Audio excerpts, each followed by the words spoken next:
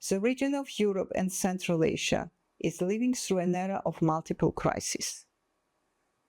The war in Ukraine continues to disrupt food security, not only nationally, but also across regional and global markets. At the same time, we face acceleration impacts of climate change, destructive earthquakes, and water scarcity. The shock converges, putting strong pressure on the agri-food systems and rural livelihoods. Inflation remains high, and over 6.9 million Ukrainians are still displaced. The consequences are clear. Farmers are confronted with high input costs, while farm gate prices stagnate. Families face high food prices, energy and housing costs, with healthy diets becoming increasingly unaffordable. In 2023, more than 107 million in the region experienced food insecurity, and over 64 million people could not afford a healthy diet. Meanwhile, obesity rose to over 22% in 2022, and anemia continues to affect nearly 1 in 5 women. This triple burden of malnutrition shows that our food systems are not delivering as they should. FAO has been responding decisively.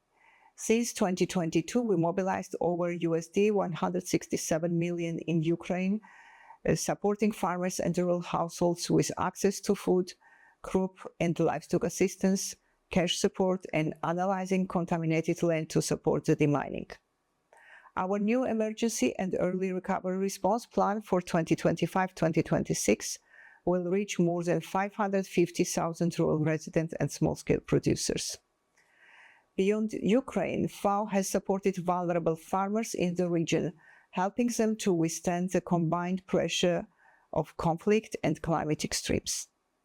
At the regional level, FAO is working with governments and partners to address trade disruptions and rising food insecurity. Our work focuses on agri-food systems transformation, smallholder resilience, digital innovation, and climate adaptation. We continue to support regional policymaking and cereal balance monitoring, working closely with partners like OECD and IAMO. In response to the climate crisis, FAO is promoting climate-smart agriculture, efficient water use, and resilient crop varieties. Collaboration with the Green Climate Fund has enabled new financing across the region, helping countries design and scale climate-resilient projects. Strong partnerships have been essential. FAO works with the World Bank, EBRD, and others on key recovery initiatives, including the $2.2 billion ARISE project. But we know that crisis response is not enough. We must build resilience for the future. Looking forward, a few priorities guide our work. Investing in crisis preparedness with early warning systems and permanent social protection. Transforming agri-food systems so that healthy diets are affordable and accessible to all. Supporting small-scale producers with secure land rights, finance, and rural investments. Strengthening veterinary systems to tackle transboundary animal diseases, diversifying trade, and reducing dependence on single markets while avoiding harmful export bans.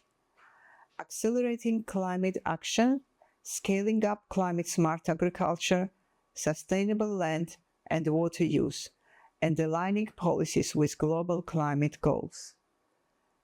Ladies and gentlemen, FAO remains committed to working hand in hand with governments, partners, and communities to turn today's crisis into a catalyst for transformation to build a more resilient, inclusive, and sustainable future for the region. Thank you.